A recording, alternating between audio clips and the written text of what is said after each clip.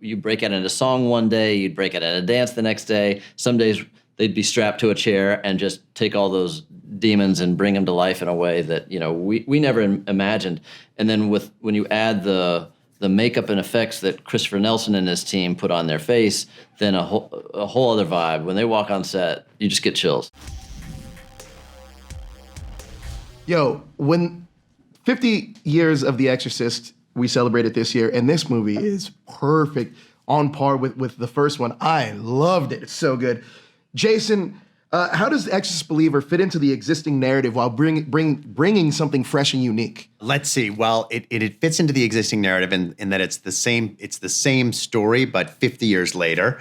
So that's how it connects to the original movie. But it also is a whole new Leslie Odom Jr. and Ellen Burstyn and Ann Dowd. It's a whole new set of faces and the great young performers we have in the movie. So it's a whole brand new story, and I think a very effective tale. Oh, it's so good. It is so good. David, can you talk to me about your inspiration to explore Reagan's exorcism and the ramifications she has with her mother in this film? Because it's a perfect carryover for 50 years later. Yeah, well, it was a conversation that I had with both Ellen Burstyn and Linda Blair, trying to just asking them questions of where their characters would have gone. I began this journey creatively, not having any idea if either of those amazingly talented actresses would have any involvement in what we were doing. But I reached to them as friendship and kind of creative inspiration for where I could go, where I might go with what happened in Georgetown and then the evolution 50 years later. And so as their trust of me and our creative team started to fall into place, then we just started to explore what felt meaningful and not gimmicky and not just genre tropes, but felt like this is a personal exploration that they as human beings on this earth could relate to.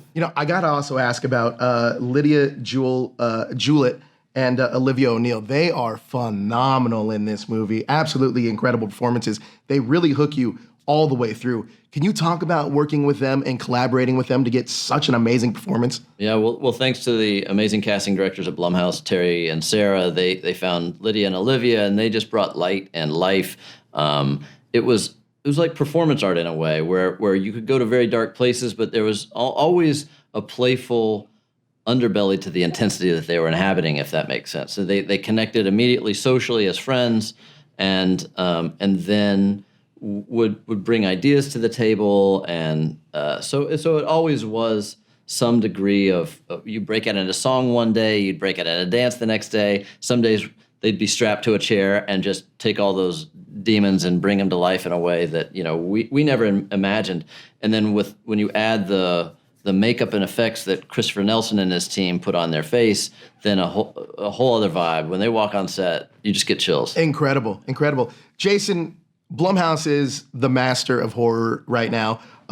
You do original works, adaptations like Five Nights, and classics like Exorcist and Halloween. What goes into choosing the right project for Blumhouse? I like to have a balance on our slate of movies. So I like to about half of our movies to be original and half of our movies to be on existing IP, whether it's a video game or a prior movie.